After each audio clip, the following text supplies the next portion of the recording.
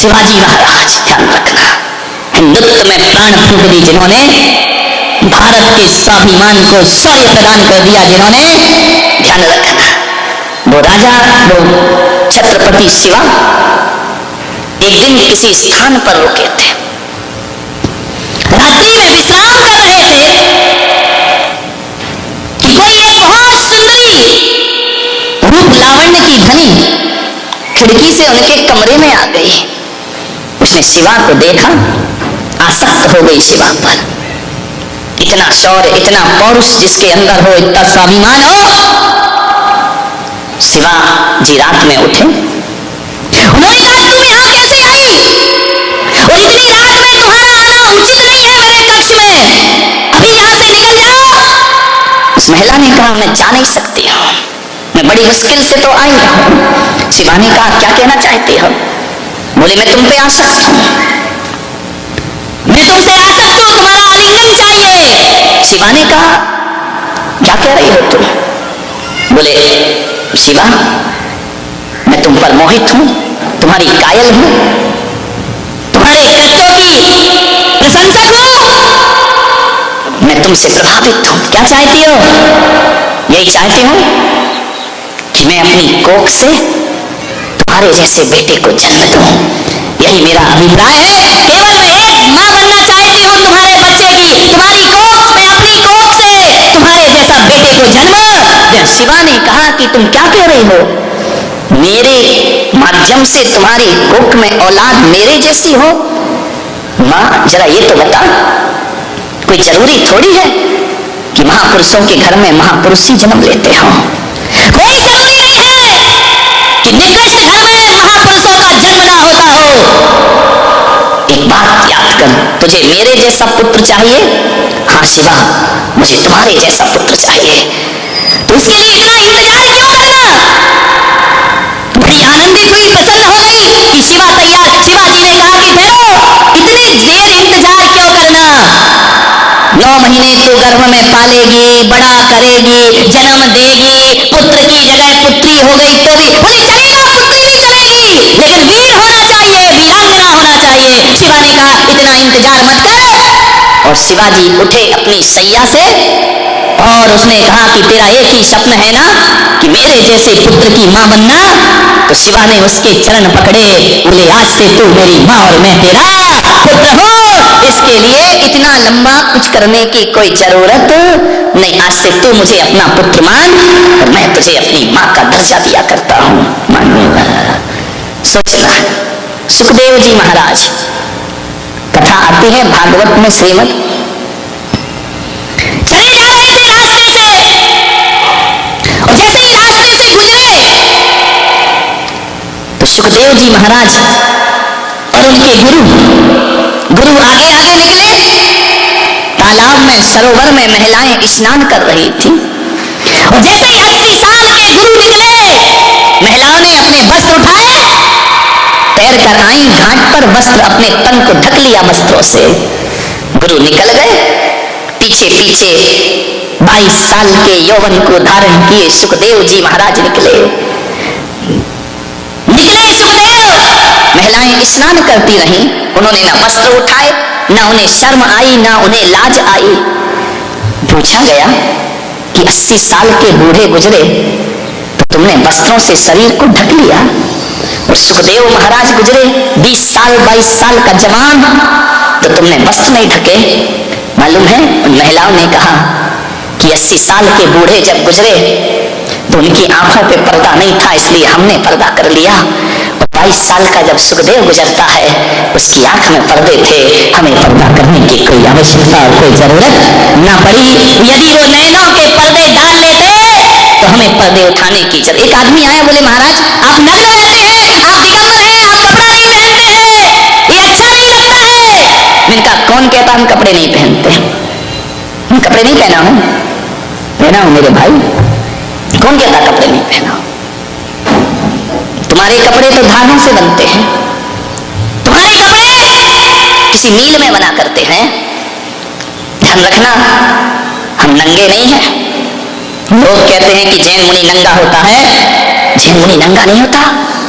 ये भेष जो हमारा है ये भेष नहीं है, ये नग्नता कोई भेष नहीं है। उन्हें हम नंगे हैं। नंगे तो वो होते हैं जिनके वस्त्र के बाद भी वासना जिसके अंदर होती है वो नंगे हुआ करते हैं मेरे भाई।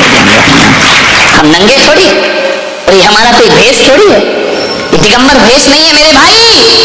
दिगंबर भेष नहीं, बल्कि दिगंबर एक साधना हुआ करती है, एक तपस्या हुआ करती है। एक बात याद रखना, कौन कहता है हमने कपड़े नहीं पहने हैं? हमने पहने, हमें नंगा थोड़ी कहा जाता है। हम जैन नंगे साधु नहीं है, हमें दिगंबर साधु कहा जाता है। दिगंबर कह करके बुलाया जाता है। हम दिगंबर मुनि हैं, नंगे महाराज नहीं है। ध्यान रखना, प्रशांत रूपाय दिगंबराय देवादि देवाय। नो, हम दिगंबर हैं। ध्यान रखना, दिगंबर कौन होता है? जिसने दिशाओं के अंबर पहन रखे हों, वो दिगंबर हुआ करता है। और नंगा कौन होता है? जिसके पास कोई अंबर नहीं हुआ करता है। हमारे पास तो अंबर है ना, किसी के पास श्वेत अंबर है तो श्वेतांबर हो गया, किसी के पास पीला अंबर है पीतांबर हो गया, किसी के पास लाल अंबर है रक्तांबर हो गया। और दिगंबरों के पास दिशाओं के अंबर है, इसलिए वो दिगंबर हैं जिनमें नंगपन हुआ करता है। हमारी निगाहों में तो साधना की मर्यादा हुआ करती है। एक बात याद रखना, जो कपड़े कमरे में बंद होके उतारे जाते हैं वो वासना होती है, और जो कपड़े सारी समाज में उतारे जाते हैं वो साधना हुआ करती है। ये साधना है मानने में। एक बात बताओ, जब ये तुम छोटे थे, बहुत छोटे, ये धवल सेठ की लड़की से भी छोटे है ना, मेरी कट्टर शिष्य आए बारामती में, ध्यान रखना। और कोई हो या नहीं हो, वो बहुत कट्टर है, चुटकी, ध्यान रखना। छोटे छोटे जब आप छोटे थे, एक बात बताइए, आप नंगे नहीं घूमे? बोलो, घूमे या नहीं घूमे? घूमे हो ना छोटे में? फादर नंगे गए छोटे में, क्यों थे? उसमें बुरा क्यों नहीं लगता था? और उस समय जो तुम्हें देखता था उसे बुरा लगता था क्या? नहीं लगता था। क्यों? क्यों नहीं लगता था? क्यों हर कोई माँ बहन उसे गोद में उठा लिया करती थी? कि उसके अंदर विकार नहीं थे। ध्यान रखना, क्या नहीं था उस बच्चे में? वासना नहीं थी, विकार नहीं थे। ठुमक चलत रामचंद्र बाजत पैजनिया। रामचंद्र हो, कृष्ण हो, महावीर हो, बचपन में छोटे से ठुमक ठुमक चला करते थे, लेकिन मस्त नहीं होते थे। जो लेता था गोद में उठा लेता था। नवयौवना गोद में उठा लेती थी, बालिकाएं गोद में उठा लेती थी, बड़े गोद में उठा, कोई शर्म नहीं थी, कोई हया नहीं थी। उस समय शर्म क्यों नहीं आ रही थी? बोलो, क्योंकि हमारे अंदर विकार नहीं थे। अब शर्म क्यों आती है? बोलो, हमारे अंदर क्या है? वासना है, विकार है। ध्यान रखना, बचपन में नंगे घूमे तो विकार नहीं थे, तो शर्म नहीं लगती थी। और मैं तो कहता हूं कि यदि वो बचपना यदि बड़े में होकर के आ जाए और विकार निकल जाए, तो आप वस्त्र इसलिए पहने हैं कि आपके अंदर विकार हैं, और संत इसलिए वस्त्र नहीं पहनता, वो बालक की भांति निर्विकार हुआ करता है, उसके अंदर कोई वासना नहीं। बात बताओ, आपके हाथ में कंकड़ पत्थर है और कहीं हीरा पड़ा है, और हीरा आपको दिख जाए तो कंकड़ पत्थर छोड़ना पड़ते हैं या छूट जाते हैं? विचार करिए।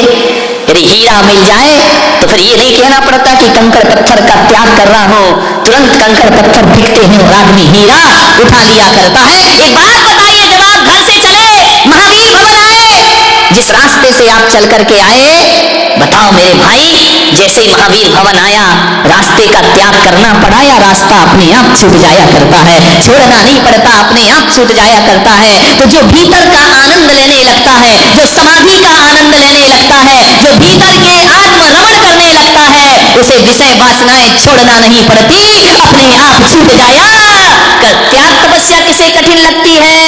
जो भीतर से प्रभु का, परमात्मा का आनंद नहीं लेता, उसे कठिन लगा करती है। और जो भीतर से आनंद लेता है, मैंने अभी फादर बैठे हुए थे, मैंने कमरे में पूछा 10 उपवास किए, आपको कैसा लगा? बोले जरूरत ही महसूस नहीं हुई, ना पानी की ना इसकी। तो मैंने कहा क्या लगता रहा? बोले बस महाराज से कहा कि साधना करना है। ध्यान रखना, आज इनकी साधना यदि सफल हुई है तो इसलिए नहीं कि इन्होंने त्याग किया, बल्कि इसलिए सफल हुई इन्होंने मेरे वचनों का सम्मान किया, इसलिए उनके जीवन में साधना सफल हो जाती। भीतर की लगन लगी हो। लोग कहते बड़ा कठिन है, बड़ा कठिन है धर्म करना, त्याग करना खास कठिन है। एक बात बताओ, यदि आप किसी महिला से कहो कि 10 किलो का पत्थर लेके आप पहाड़ पे चढ़िए, कठिन है या सरल है? 10 किलो का पत्थर हाथ में लेके, सिर पे लेके पहाड़ चढ़ना, पत्थर तो छोड़ो, अटैची उठाना बहुत कठिन है।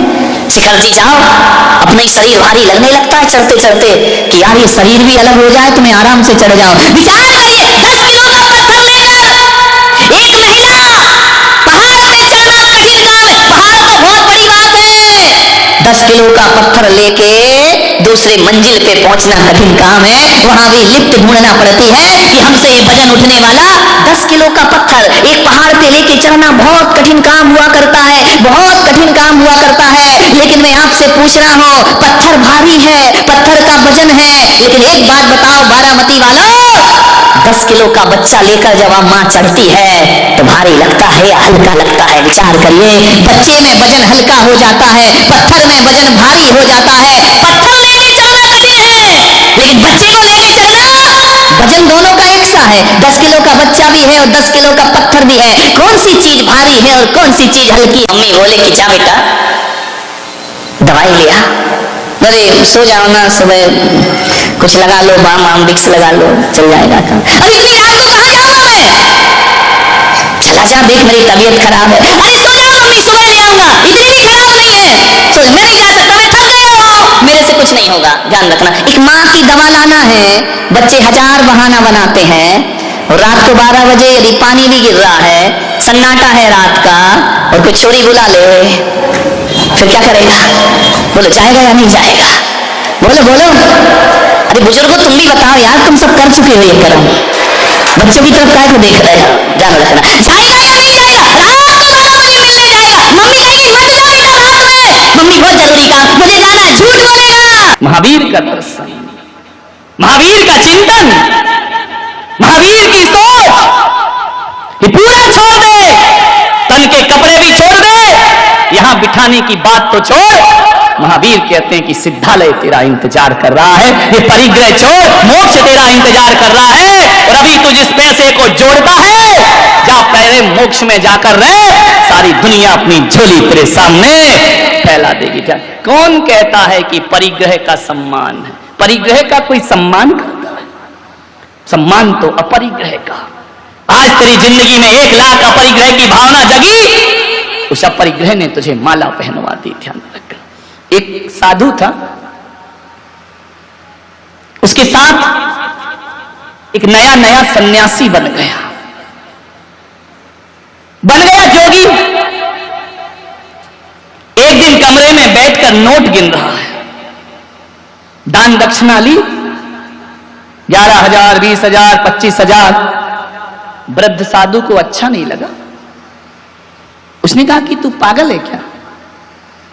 जिस दौलत को हम लात मार के आए हैं उसे तू कमरे में गिनता है, लोगों की श्रद्धाओं के साथ खिलवाड़ कर रहा है, नोट अपने पास रखता है। अरे छोड़ दे पागल, तेरा सन्यास का रास्ता है। जानते हो, उस युवा सन्यासी ने कहा कि बाबा जी ये प्रवचनबाजी स्टेज पे करना, बाप बड़ा ना भैया सबसे बड़ा। तो बोले बाप आप तो तू छोड़ आया, बोले टका हरता टका करता टका मोक्ष प्रदायक, बिना टका के तो मोक्ष भी नहीं मिलता है। बाबा कल की रोटी का जुगाड़ नहीं होगा, तुम बूढ़े हो मैं जवान हूं, मैं आज की दुनिया को जानता हूं, पैसा बहुत जरूरी है। बूढ़े ने कहा चलो छोड़ो, दुष्ट बुद्धि का है, एक दिन संभल जाएगा, छोड़ो, अवसर दिया, कोई बात नहीं। एक दिन बूढ़ा सन्यासी और जवान सन्यासी जंगल से गुजर रहे थे, रात घिरने को आई, सांझ ढलने लगी, गोधूली की वेला। बूढ़े सन्यासी ने कहा कि रात बहुत हो रही है, ये नाव वाला चला रहा है नाव, पूछ उससे हमें उस पार कराएगा क्या? उसने कहा अभी पूछता हूं। दौड़ा दौड़ा युवा सन्यासी गया, बोले नाविक क्या हमें उस पार पहुंचाएगा? नाविक ने कहा सुबह से आज किसका मुंह देखा मैंने, बोहनी बट्टा तो हुई नहीं। उस शाम को घर जाने का समय है। ये बाबा बैरागी अक्खड़ फक्कड़ इनके पास होगा क्या? चलो चलो मैं नहीं कराता नाव पार। युवा सन्यासी ने कहा क्या चाहिए? बोले उतरवाई लगेगी। बोले देंगे। मल्लाह की आंखें फट गई कि बाबा कहां से देगा? बोले देंगे, है हमारे पास। तो उसने कहा बैठो। दोनों को बिठाया, उस पार पहुंचाया। युवा सन्यासी ने झोली में से नोट निकाले, बूढ़े को दिखाए। कह रहे थे ना कि पैसा कुछ नहीं होता। लो दिखाते, चमचमाते लहराते नोट दिखाए, उसे दिए, उस पार चले। थोड़ी ही दूर चले कि युवा ने कहा बाबा आ गई अकल ठिकाने कि बाप बड़ा ना भैया, सबसे बड़ा ये पैसे नहीं होते तो आज हमारी नाव इस पार नहीं लगाता, सारी रात ठंड में गुजारना पड़ती। बूढ़ा सन्यासी जोरों से हंसा ठाके लगाकर। बोले पागल तू अभी भी नहीं समझा। बोले इसमें क्या समझना, तुम्हारी बात मान लेता, पैसा नहीं रखता, इस पार नाव कैसे आती? बूढ़े ने कहा अभी भी नहीं समझा, कैसा बावला हुआ है तू? बोले क्या मतलब? बोले जो 20 रुपए तूने उसे दिए हैं, यदि 20 रुपए दबा के रखता तो नाव पार कभी ना होती। 20 रुपए छोड़ दिए इसलिए तेरी नाव इस पार आई। एक बात ध्यान रख, रुपयों को रखने से नैया पार नहीं हुई, बल्कि रुपयों को गांठ में निकाल कर त्याग करने से नाव पार हुई। अरे पागल पूरे फेंक दे, नदी की क्या बात, संसार से भी पार हो जाएगा। ध्यान रखिए। कौन पार? अभी पता चलेगा। हे स्वामी रोटी किसकी है? बोलो बोलो, बोल दो ना, डर काहे को रहे हो? हमारी थोड़ी है। किसकी रोटी है? तुम्हारी। पैसा किसका? तुम्हारा। चौका किसका? तुम्हारा। माल किसका? तुम्हारा। तुम कमाते हो, तुम इकट्ठा करते हो, तुम्हारे पास रुपए पैसे हैं, माल तुम्हारा। स्वामी कौन? देखो जैन धर्म, स्वामी कौन? तुम्हारी रोटी खा के कौन बोलता है स्वामी? अभी तो बोल दो नमोस्तु, अभी थोड़ी आ रहा हूं तुम्हारे पास। माल तुम्हारा, दौलत तुम्हारी, पैसा तुम्हारा, मकान तुम्हारा, स्वामी हम। कहते हैं ना हे स्वामी मेरे घर में पधारिए, मेरे घर पवित्र करो, मेरे से आहार लो, तुम्हारा ही माल, तुम्हारी रोटी और नहीं ले हमारी हेकड़ी। ध्यान रखना, विचार करना, दानी बड़ा कि त्यागी बड़ा? तुम्हारी रोटी तुम कोई आंख दिखा के खाते हैं, बीवी को दिखाना आंख, तवे पे रोटी नहीं जाएगी, तवा सिर पे आएगा। ध्यान रखना। मान्यवर बाहरी मालकियत, बाहरी बादशाहत, चाहे गई चिंता मिटी, मनवावे परवाह, और जिनको कुछ नहीं चाहिए वो शाहन के शाह हो गए। ध्यान रखना। अनिल शाह नहीं है क्या? तुम अनिल शाह है और हम शाहों के शाह, बेताज बादशाह है। यूं तो कहने को मेरे सिर पर कोई ताज नहीं है, मगर कौन सा वो दिल है जिस पर मेरा राज नहीं है। मान्यवर सोचिए, त्यागी, त्याग अलग चीज है। त्याग से पाप का मूल धन चुकता है और दान से पाप का ब्याज चुकता है। अरे बाणियों ब्याज देते रहो, नहीं तो ले जाएगा इनकम टैक्स वाला उठा के। ध्यान रखना। इस अदालत में चुका दिया करो साल में थोड़ा बहुत, नहीं तो मुंह दिखाने लायक नहीं बचोगे। ब्लैक मनी को व्हाइट मनी करा लो, दान करते रहो जीवन में। दान से पाप का ब्याज चुकेगा, क्योंकि कहा है कि जो भी दौलत तुम्हारी तिजोरी में है मिलती तो पुण्य उदय से है, लेकिन आती पापों के रास्ते से है। ईमानदारी से पेट भरता है मेरे भाई, पेटी नहीं भरती है। पेटी के लिए तो ठटकर्म करना ही पड़ते हैं, पेटी के लिए तो तिकड़मबाजियां करना ही पड़ती है, पेटी के लिए तो क्या हुआ? पेटी याद आ गई क्या या पेट याद आ गया? इधर मुड़े तो दो ही चीज है, बेटी और पेट। कल एक सुना रहे थे कि नेमीचंद जी ने उपास कर लिया, करेंगे नहीं, कर लिया, बीमार हो गए, लेने के देने पड़ गए। जयकुमार साथ में, दोनों गए, बोले डॉक्टर बुलाओ, वैद्य आए, डॉक्टर आए, बोले चूरन चटनी से काम नहीं चलेगा। बोले क्यों? बोले गर्मी बढ़ गई, रात को भैयावती का केस है। बोले गर्मी बढ़ गई, बोले क्या करो? बोले इसे पानी में रखो, जब गर्मी निकलेगी तो बोले दोनों को बांधा। वो क्या है? तिगरा, तिगरा ही क्या है ना? तिगरा में जाके डाल दिया, सब पका गए। डॉक्टर ने कहा पत्थर बांधो, चेहरा बस बाहर हो, ढले रहने दो इनको, गर्मी निकल जाएगी। बोले हुआ क्या? बोले पड़ी हुए। बोले 9 दिन तो खूब खाया, 14 की ये दशा। नेमीचंद ने चारों तरफ देखा, जहां देखो वहीं पानी, वहीं एक भैंस लोर रही थी। नेमीचंद ने भैंस को देखा, बोले बहन तू भी उपासी थी क्या? विचार करिए, सोचिए, माने तू काहे को पानी में पड़ी गिरा? तूने भी 10 लक्ष्मी कर ली है क्या? विचार करें। परिग्रह, रात का आनंद अपने आप में है। दिन में मैं आनंद यात्रा कराता हूं, रात में ये कराते हैं, ध्यान रखिए। मैं दुनिया को आनंद लुटाता हूं, रात में ये मुझे देते हैं। मैंने कहा रात में क्यों कराते? बोले रात में ही तो तुम मौन रहते हो, दिन भर तो हमारे बोलने की हिम्मत नहीं है, रात में ही बोल सकते हैं। तो मैं भी सुनते रहता हूं आनंद के साथ। एक अपने नरेंद्र दरी वाले, इनकमिंग बंद, पूरी बंद, माइक कहीं और रखा है, अब बोलते जाओ जो तुम्हें बोलना है, मान्य। और इतने होशियार, ये बहरे लोग बड़े होशियार होते हैं, ये वही सुनते हैं जो इन्हें सुनना है, और जो नहीं सुनना है मशीन निकाल के बाहर रख देते हैं। विचार करिए, रात का आनंद अलग है। एक बात याद रखना, दान दे मन हरस विशेषे, यह भव जस पर भव सुख देखे। कुआं से पानी नहीं निकलेगा। धन वालों, धन है तो बनो दानी, और नहीं निकलेगा तो सड़ जाएगा कुएं का पानी। ध्यान रखिए, लुटाते रहो। आचार्य विद्यानंद जी महाराज एक शब्द कहते हैं कि जिसका दिल बड़ा होता है उसका भाग्य बड़ा होता है, और जिसका दिल छोटा होता है उसका भाग्य भी।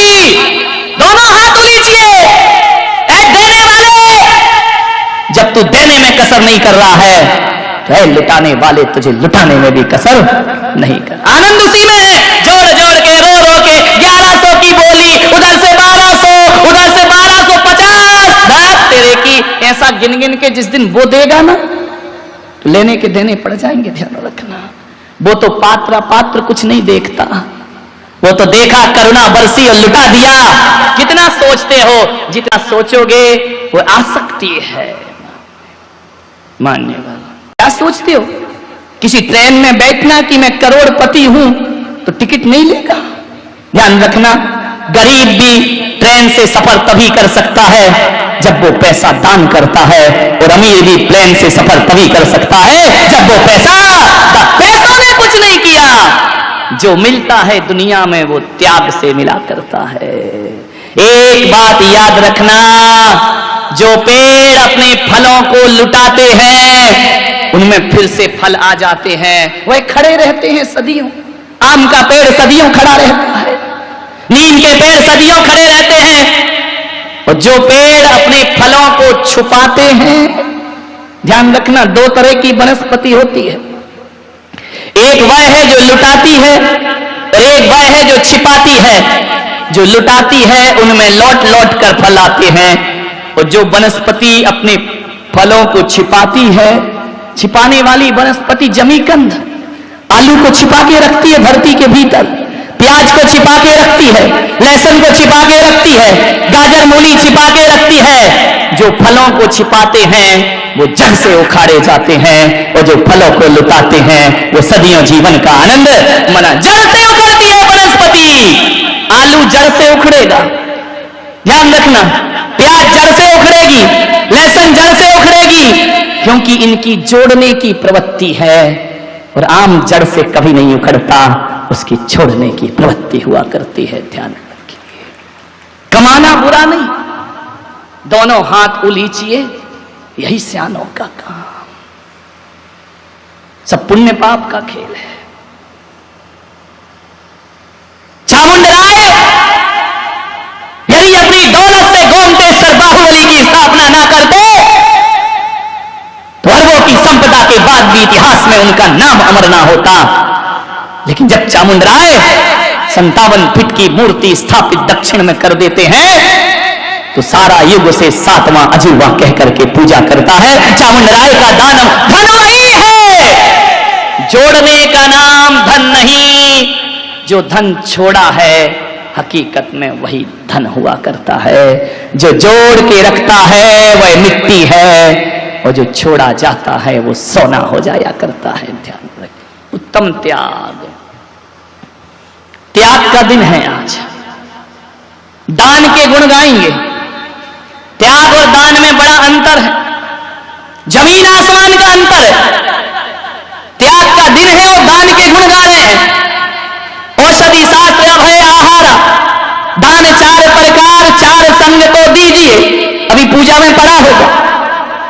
और दान के गुण गा रहे, धर्म है त्याग का। त्याग और दान में बड़ा अंतर है, ध्यान रखना। दान 2 के बीच होता है, एक लेने वाला और एक देने वाला। त्याग में 2 की जरूरत नहीं पड़ती है। त्याग कोई लेने वाला हो या ना हो, त्याग दिया तो त्याग दिया। दान पराधीन है, जब तक लेने वाला ना मिले दान कैसे करोगे आप? देने वाला ना मिले तब भी दान नहीं होगा। लेकिन त्याग स्वाधीन हुआ करता है, उसमें 2 की जरूरत नहीं पड़ती। दानी को परिग्रही होना जरूरी है, त्यागी को परिग्रही होना जरूरी नहीं है। जब हो गई नहीं तो दोगे क्या? ज्ञानी को जोड़ना जरूरी है, तो त्यागी को जोड़ने की कोई आवश्यकता नहीं होती है। दान थोड़ा सा दिया जाता है अपनी कमाई हुई दौलत का, और त्याग थोड़ा नहीं, त्याग पूरा का पूरा कर दिया जाता है। दान में देने के बाद कुछ बचाया जाता है, त्याग में कुछ नहीं बचाया जाता। त्याग में तो छोड़ा ही छोड़ा जाता। दान में यह देखा जाता है कि कितना छोड़ रहे हो, और त्याग में यह देखा जाता है कितना बचा रहे हो। ध्यान रखिए।